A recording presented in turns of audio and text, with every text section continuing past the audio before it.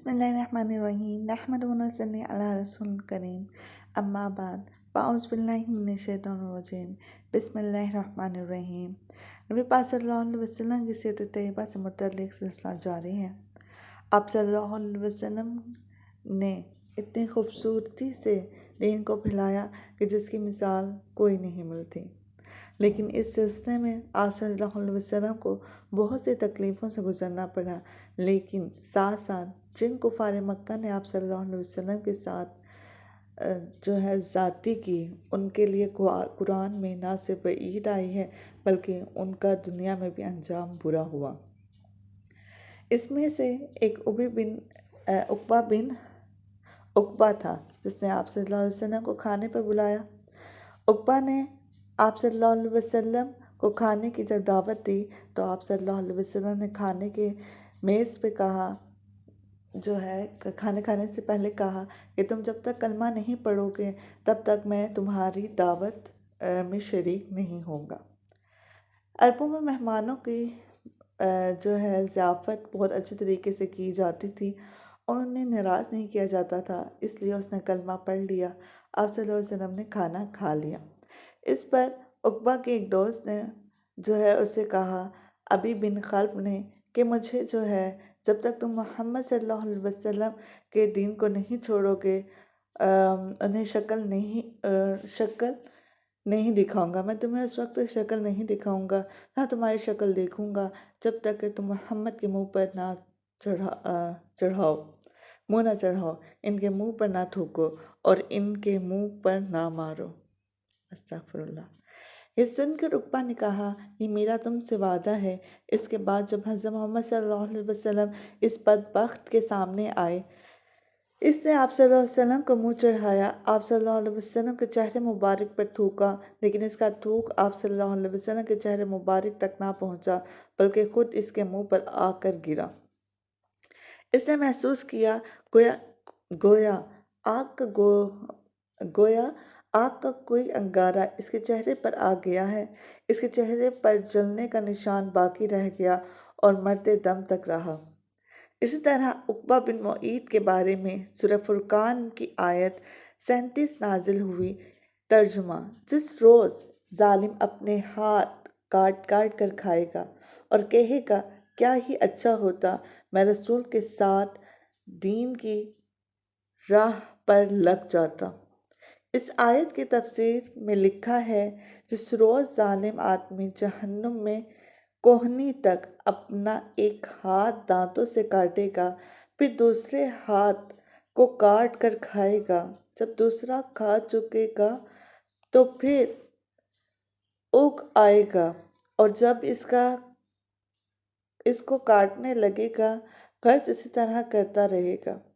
इसी तरह हुक्म बिन आस भी नबी अकरम सल्लल्लाहु अलैहि वसल्लम के साथ मस्खरापन करता था। एक रोज़ आप सल्लल्लाहु अलैहि वसल्लम चले जा रहे थे। ये आप सल्लल्लाहु अलैहि वसल्लम के पीछे चल पड़ा। आप सल्लल्लाहु अलैहि वसल्लम का मजाक उड़ाने के लिए मुंह और नाक से तरह तरह की आवाज़ें निकालने लगा। आप सल्लल्लाहु अलैहि वसल्लम चलते चलते इसकी तरफ मुड़े और फरमाया, तो ऐसा ही हो जा। चुनांचे इसके बाद ये ऐसा ही हो गया था। इसके मुंह और नाक से ऐसी ही आवाज़ें निकलती रहती थी। एक माह तक ये बेहोशी की हालत में रहा। इसके बाद मरने तक इसके मुंह और नाक से ऐसी ही आवाज़ें निकलती रहीं। इसी तरह आस बिन वाइल भी नबी अकरम सल्लल्लाहु अलैहि वसल्लम का मजाक उड़ाया करता था और कहा करता था, मोहम्मद अपने आप को और अपने साथियों को नाउज़ बिल्लाह ये कहकर धोखा दे रहे हो कि वो मरने के बाद दोबारा जिंदा किए जाएंगे। खुदा की कसम, हमारी मौत सिर्फ ज़माने की गर्दिश और वक्त के गुजरने की वजह से आती है। इसी आस बिन वाइल का एक वाक़या और है। हज़रत खब्बाब बिन अरात रज़ियल्लाहु तआला अन्हा मक्का में लोहे का काम करते थे, तलवारें बनाते थे। उन्होंने आस बिन वाइल को कुछ तलवारें फरोख्त की थीं। इनकी इसने अभी कीमत अदा नहीं की थी।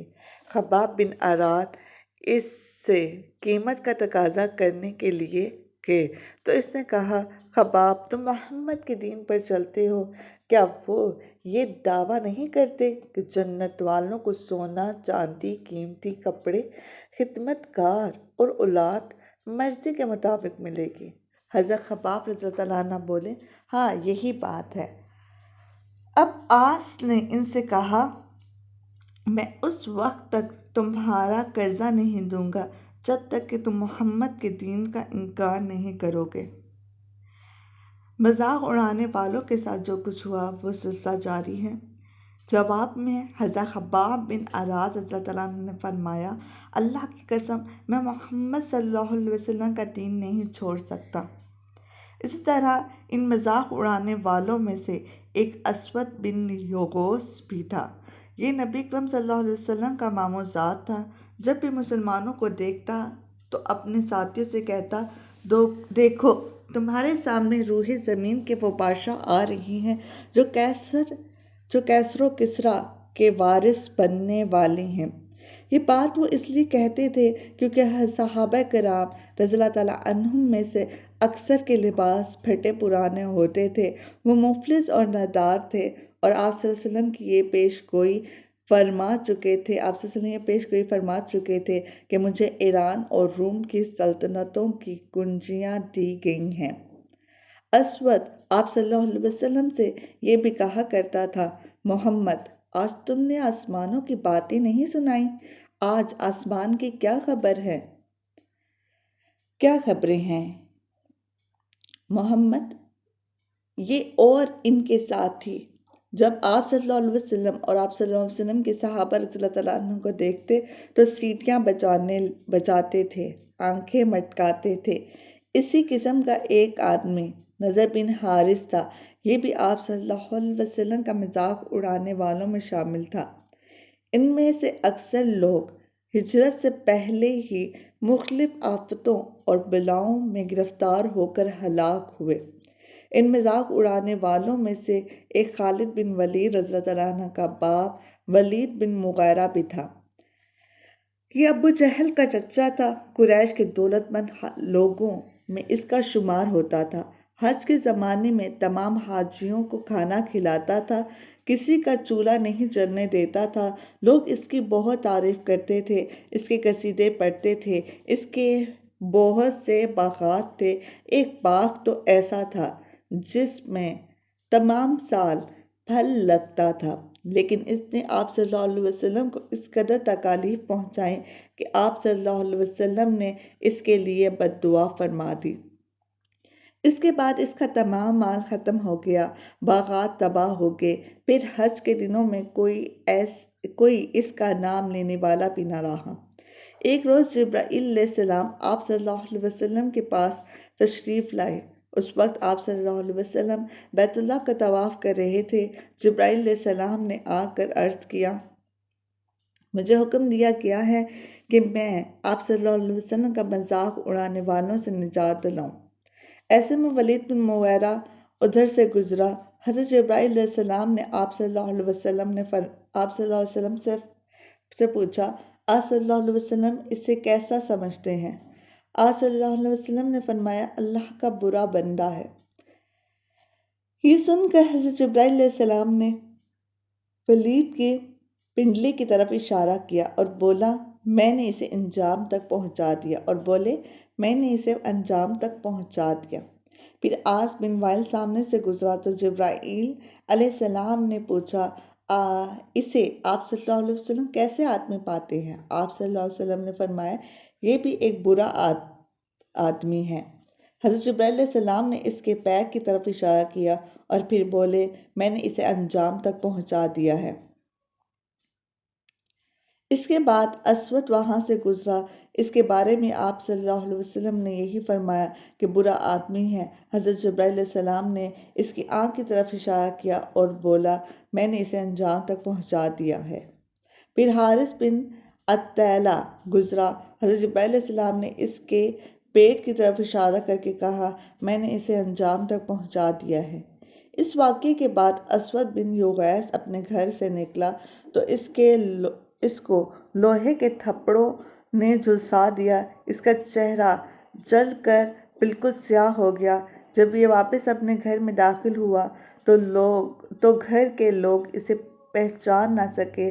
انہوں نے اسے گھر سے نکال دیا اور دروازہ بند کر دیا۔ اس کے ساتھ ہی یہ زبردست پیاس میں مبتلا ہو گیا۔ مسلسل پانی پیتا رہتا تھا، یہاں تک کہ اس کا پیٹ پھٹ گیا۔ حارث بن عطیلہ کے ساتھ یہ ہوا کہ اس نے ایک نمکین مچھلی کھا لی۔ اس کے بعد اسے شدید پیاس نے آ لیا۔ یہ پانی پیتا رہا، یہاں تک کہ اس کا بھی پیٹ پھٹ گیا۔ ولید بن مغیرہ ایک روز ایک شخص کے پاس سے گزرا۔ وہ شخص تیر بنا رہا تھا۔ اتفاق سے ایک تیر اس کے کپڑے میں الجھ گیا۔ ولید نے تکبر کی وجہ سے جھک کر اس کا تیر نکالنے کی کوشش نہ کی اور آگے بڑھنے لگا تو وہ تیر اس کی پنڈلی میں چبھ گیا۔ اس کی وجہ سے زہر پھیل گیا اور وہ مر گیا۔ عاص بن وائل کے تلوے میں ایک کانٹا چبھا۔ اس کی وجہ سے اس کا پیر پر اتنا ورم آ گیا کہ وہ چکی کے پاٹ کی طرح چپٹا ہو گیا۔ اسی حالت میں اس کی موت واقع ہو گئی۔ حضرت ابن عباس رضی اللہ عنہ کی روایت ہے، یہ لوگ ایک ہی رات میں ہلاک ہوئے تھے۔ نبی اکرم صلی اللہ علیہ وسلم نے محسوس فرمایا کہ قریش مکہ مسلمانوں کو بے تحاشا تکالیف پہنچا رہے ہیں اور مسلمانوں میں ابھی اتنی طاقت نہیں کہ وہ اس بارے میں کچھ کہہ سکیں۔ چنانچہ آپ صلی اللہ علیہ وسلم نے مسلمانوں سے فرمایا، تم لوگ روئے زمین پر ادھر ادھر پھیل جاؤ، اللہ پھر تمہیں ایک جگہ جمع فرما دے گا۔ ہم کہاں جائیں گے؟ صحابہ کرام رضی اللہ عنہم نے پوچھا۔ آپ صلی اللہ علیہ وسلم نے ملک حبشہ کی طرف اشارہ کرتے ہوئے فرمایا، تم لوگ ملک حبشہ کی طرف چلے جاؤ، اس لیے کہ وہاں کا بادشاہ نیک ہے، وہ کسی پر ظلم نہیں ہونے دیتا، وہ سچائی کی سرزمین ہے، یہاں تک کہ اللہ تعالیٰ تمہاری ان مصیبتوں کا خاتمہ کر کے تمہارے لیے آسانیاں پیدا کر دے۔ حدیث میں آتا ہے کہ جو شخص اپنے دین کو بچانے کے لیے ادھر سے ادھر کہیں گیا، چاہے وہ ایک بلشت ہی چلا، اس کے لیے جنت واجب کر دی جاتی ہے۔ چنانچہ اس حکم کے بعد بہت سے مسلمان اپنے دین کو بچانے کے لیے اپنے وطن سے ہجرت کر گئے۔ ان میں کچھ ایسے بھی تھے جنہوں نے اپنی بیوی بچوں کے ساتھ ہجرت کی اور کچھ ایسے بھی تھے جنہوں نے تنہا ہجرت کی۔ جن لوگوں نے بیوی بچوں سمیت ہجرت کی، ان میں حضرت عثمان غنی رضی اللہ عنہ بھی تھے۔ ان کے ساتھ ان کی بیوی یعنی آپ صلی اللہ علیہ وسلم کی صاحبزادی حضرت رقیہ رضی اللہ عنہ بھی ہجرت کر گئیں۔ حضرت عثمان غنی رضی اللہ عنہ سب سے پہلے ہجرت کرنے والے شخص ہیں۔ حضرت عمر رضی اللہ عنہ لاتے ہیں۔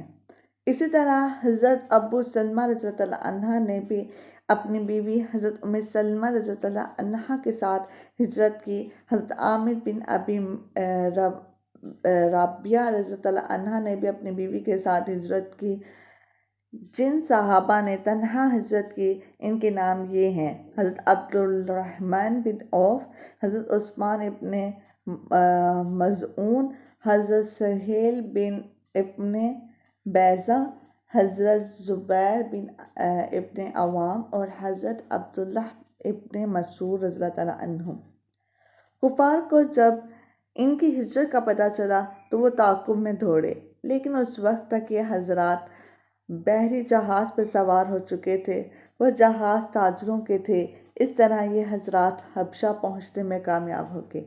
کچھ عرصے بعد ان لوگوں نے ایک غلط خبر سنی، وہ یہ تھی کہ تمام قریش مکہ مسلمان ہو گئے ہیں۔ اس اطلاع کے بعد حبشہ کے بہت سے مہاجرین مکہ روانہ ہوئے۔ نزدیک پہنچ کے پتہ چلا کہ اطلاع غلط تھی۔ اب انہوں نے حبشہ جانا مناسب نہ سمجھا اور کسی نہ کسی کی پناہ حاصل کر کے مکہ میں داخل ہو گئے۔ پناہ حاصل کرنے والوں میں ان مہاجرین نے جب اپنے مسلمان بھائیوں پر اسی طرح بلکہ پہلے سے بھی زیادہ ظلم و ستم دیکھا تو انہیں یہ گوارا نہ ہوا کہ ہم پناہ کی وجہ سے اس ظلم سے محفوظ رہیں، لہٰذا انہوں نے اپنی پناہ لوٹا دی اور کہا کہ اپنے بھائیوں کے ساتھ ظلم و ستم کا سامنا کریں گے۔ چنانچہ ظلم و ستم کا سامنا کریں گے۔ حضرت عمر رضی اللہ تعالیٰ عنہ اس وقت تک اسلام دشمنی پر کمر باندھے ہوئے تھے۔ ایک روز وہ مکہ کی ایک گلی سے گزر رہے تھے کہ ان کی ملاقات ایک قریشی شخص سے ہوئی۔ ان کا نام حضرت نعیم ابن عبداللہ رضی اللہ تعالیٰ عنہ تھا۔ یہ اس وقت تک اپنی قوم کے خوف سے اپنے اسلام کو چھپائے ہوئے تھے۔ حضرت عمر رضی اللہ تعالیٰ عنہ کے ہاتھ میں تلوار تھی۔ یہ پریشان ہو گئے، ان سے پوچھا کیا ارادے ہیں؟ وہ بولے محمد کو قتل کرنے جا رہا ہوں۔ یہ سن کر حضرت نعیم رضی اللہ تعالیٰ عنہ نے کہا پہلے اپنے گھر کی خبر لو، تمہاری بہن اور بہنوئی مسلمان ہو چکے ہیں۔ یہ سن کر حضرت عمر رضی اللہ تعالیٰ عنہ جلال میں آ گئے، بہن کے گھر کا رخ کیا۔ حضرت عمر رضی اللہ تعالیٰ عنہ کی بہن کا نام فاطمہ تھا اور ان کے شوہر کا نام حضرت سعید بن زید رضی اللہ تعالیٰ عنہ تھے۔ یہ عشرہ مبشرہ میں شامل ہیں۔ حضرت عمر رضی اللہ تعالیٰ عنہ کے چچا زاد بھائی بھی تھے۔ ادھر خود حضرت سعید کی بہن حضرت عاتکہ رضی اللہ تعالیٰ عنہ حضرت عمر رضی اللہ تعالیٰ عنہ کی بیوی تھی۔ بہن کے دروازے پر پہنچ کر انہوں نے دستک دی۔ اندر سے پوچھا گیا کون ہے؟ انہوں نے اپنا نام بتایا تو اندر یک لخت خاموشی چھا گئی۔ اندر اس وقت حضرت خباب بن اراد رضی اللہ تعالیٰ عنہ انہیں قرآن پڑھا رہے تھے۔ انہوں نے فوراً قرآن کے اوراق چھپا دیے۔ حضرت فاطمہ رضی اللہ تعالیٰ عنہ نے اٹھ کر دروازہ کھولا۔ حضرت عمر رضی اللہ تعالیٰ عنہ بولے اے اپنی جان کے دشمن، میں نے سنا ہے تو بے دین ہو گئی ہے۔ ساتھ ہی انہوں نے انہیں مارا۔ ان کے جسم سے خون بہنے لگا۔ خون کو دیکھ کر بولیں عمر تم کچھ بھی کر لو، میں مسلمان ہو چکی ہوں۔ اب حضرت عمر رضی اللہ تعالیٰ نے پوچھا یہ کون سی کتاب تم پڑھ رہے تھے؟ مجھے دکھاؤ۔ حضرت فاطمہ رضی اللہ تعالیٰ عنہ بولیں یہ کتاب تمہارے ہاتھ میں ہرگز نہیں دی جا سکتی، اس لیے کہ تم ناپاک ہو، پہلے غسل کر لو پھر دکھائی جا سکتی ہے۔ آخر انہوں نے غسل کیا، پھر قرآن پاک کے اوراق دیکھے۔ جیسے ہی ان کی نظر بسم اللہ الرحمن الرحیم پر پڑی، ان پر ہیبت طاری ہو گئی۔ آگے سورہ طٰہٰ تھی، اس کی ابتدائی آیات پڑھ کر ان کی حالت غیر ہو گئی۔ بولے مجھے رسول اکرم صلی اللہ علیہ وسلم کے پاس لے چلو۔ حضرت خباب بن اراد اور حضرت سعید بن زید رضی اللہ تعالیٰ عنہما ادھر ہی چھپے ہوئے تھے۔ ان کے الفاظ سن کے سامنے آگے بعض روایت میں یہ آتا ہے کہ حضرت سعید بن زید رضی اللہ تعالیٰ عنہ کو بھی حضرت عمر رضی اللہ تعالیٰ عنہ نے مارا پیٹا تھا۔ اس کا مطلب ہے کہ صرف حضرت خباب بن اراد رضی اللہ تعالیٰ عنہ چھپے ہوئے تھے۔ بہرحال اس موقع پر وہ سامنے آگے اور بولے اے عمر تمہیں بشارت ہو، اللہ کے رسول صلی اللہ علیہ وسلم نے دعا مانگی تھی کہ اے اللہ دو آدمیوں میں سے ایک کے ذریعے اسلام کو عزت عطا فرما، یا تو عمر بن ہاشم ابو جہل کے ذریعے یا پھر عمر بن خطاب کے ذریعے۔ ایک روایت کے مطابق آپ صلی اللہ علیہ وسلم نے فرمایا تھا ان دونوں میں سے جو تجھے محبوب ہو اس کے ذریعے اسلام کو عزت عطا فرما۔ آپ صلی اللہ علیہ وسلم نے یہ دعا بدھ کے روز مانگی تھی۔ جمعرات کے روز یہ واقعہ پیش آیا۔ حضرت خباب بن اراد اور حضرت سعید بن زید رضی اللہ عنہما انہیں دارالارقم لے گئے۔ دروازے پر دستک دی گئی، اندر سے پوچھا گیا کون ہے؟ انہوں نے کہا عمر ابن خطاب۔ یہ بات حضور اکرم صلی اللہ علیہ وسلم کو بتائی گئی کہ دروازے پر عمر بن خطاب ہیں۔ آپ صلی اللہ علیہ وسلم نے ارشاد فرمایا دروازہ کھول دو، اگر اللہ تعالیٰ نے اس کے ساتھ خیر کا ارادہ فرمایا ہے تو ہدایت پا لے گا۔ دروازہ کھولا گیا حضرت حمزہ رضی اللہ عنہ نے انہیں اندر آنے کی اجازت دی۔ پھر دو صحابہ انہیں دائیں بائیں سے پکڑ کر آپ صلی اللہ علیہ وسلم کی خدمت میں پہنچایا۔ آپ صلی اللہ علیہ وسلم نے فرمایا انہیں چھوڑ دو۔ انہوں نے حضرت عمر رضی اللہ عنہ کو چھوڑ دیا۔ وہ نبی اکرم صلی اللہ علیہ وسلم کے سامنے بیٹھ کے آپ صلی اللہ علیہ وسلم نے ان کے کرتے کا دامن پکڑ کر انہیں اپنی طرف کھینچا اور فرمایا اے ابن خطاب اللہ کے لیے ہدایت کا راستہ اختیار کرو۔ انہوں نے فوراً کہا میں گواہی دیتا ہوں کہ اللہ کے سوا کوئی معبود نہیں اور یہ کہ آپ اللہ کے رسول ہیں۔ ان کے یہ الفاظ سنتے ہی نبی اکرم صلی اللہ علیہ وسلم اور مسلمانوں نے خوشی سے بےتاب ہو کر اس قدر زور سے تکبیر کہی مکہ کے گوشے گوشے تک یہ آواز پہنچ گئی۔ آپ نے 3 بار ان کے سینے پر ہاتھ مار کر فرمایا اے اللہ عمر کے دل میں جو میل ہے اس کو نکال دے اور اس کی جگہ ایمان بھر دے۔ اس کے بعد حضرت عمر رضی اللہ عنہ قریش کے پاس پہنچے، انہیں بتایا کہ وہ اسلام لے آئے ہیں۔ قریش ان کے گرد جمع ہو گئے اور کہنے لگے لو عمر بھی بے دین ہو گیا ہے۔ عقبہ بن ربیعہ آپ پر جھپٹا لیکن آپ رضی اللہ عنہ نے اسے اٹھا کر زمین پر پٹک دیا، پھر کسی کو ان کی طرف بڑھنے کی جرأت نہ ہوئی۔ اس کے بعد آپ نے اعلان فرمایا اللہ کی قسم آج کے بعد مسلمان اللہ تعالیٰ کی عبادت چھپ کر نہیں کریں گے۔ اس پر نبی اکرم صلی اللہ علیہ وسلم مسلمانوں کے ساتھ دارالارقم سے نکلے اور حضرت عمر رضی اللہ عنہ تلوار ہاتھ میں لے کر آگے آگے چل رہے تھے۔ وہ کہتے جا رہے تھے لا الہ الا اللہ محمد رسول اللہ، یہاں تک کہ سب حرم میں داخل ہو گئے۔ حضرت عمر رضی اللہ عنہ نے قریش سے فرمایا تم میں سے جس نے بھی اپنی جگہ سے حرکت کی میری تلوار اس کا فیصلہ کرے گی۔ اس کے بعد نبی اکرم صلی اللہ علیہ وسلم اور تمام مسلمانوں نے کعبہ کا طواف شروع کیا۔ حضرت عمر رضی اللہ عنہ آگے آگے رہے۔ مسلمانوں نے کعبہ کے گرد نماز ادا کی، سب سے بلند آواز سے قرآن کی تلاوت بھی کی، جبکہ اس سے پہلے مسلمان ایسے نہیں کر سکتے تھے۔ اب تمام قریش نے مل کر نبی اکرم صلی اللہ علیہ وسلم کو قتل کرنے کا فیصلہ کیا۔ انہوں نے حضرت اکرم صلی اللہ علیہ وسلم کے خاندان والوں سے کہا تم ہم سے 2 گنا خون بہا لے لو اور اس کی اجازت دے دو کہ قریش کا کوئی شخص حضرت اکرم صلی اللہ علیہ وسلم کو قتل کر دے تاکہ ہمیں سکون مل جائے اور تمہیں فائدہ پہنچ جائے۔ حضرت اکرم صلی اللہ علیہ وسلم کے خاندان والوں نے اس تجویز کو ماننے سے انکار کر دیا۔ اس پر قریش نے غصے میں آ کر یہ طے کیا کہ تمام بنو ہاشم اور بنو عبد المطلب کا معاشرتی بائیکاٹ کیا جائے، اور ساتھ ہی انہوں نے طے کیا کہ بنو ہاشم کو بازاروں میں نہ آنے دیا جائے تاکہ وہ کوئی چیز نہ خرید سکے، ان سے شادی بیاہ نہ کیا جائے اور نہ ان کے لیے کوئی صلح قبول کی جائے۔ ان کے معاملے میں کوئی نرم دلی نہ اختیار کی جائے، یعنی ان پر کچھ بھی گزرے ان کے لیے دل میں رحم کا جذبہ پیدا نہ ہونے دیا جائے، اور یہ بائیکاٹ اس وقت تک جاری رہنا چاہیے جب تک کہ بنی ہاشم کے لوگ حضرت اکرم صلی اللہ علیہ وسلم قتل کرنے کے لیے قریش کے حوالے نہ کر دیں۔ نعوذ باللہ۔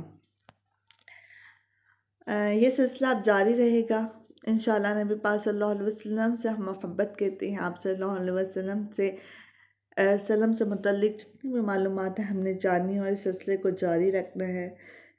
وآخر دعوانا والحمد للہ رب العالمین۔ السلام علیکم ورحمۃ اللہ وبرکاتہ۔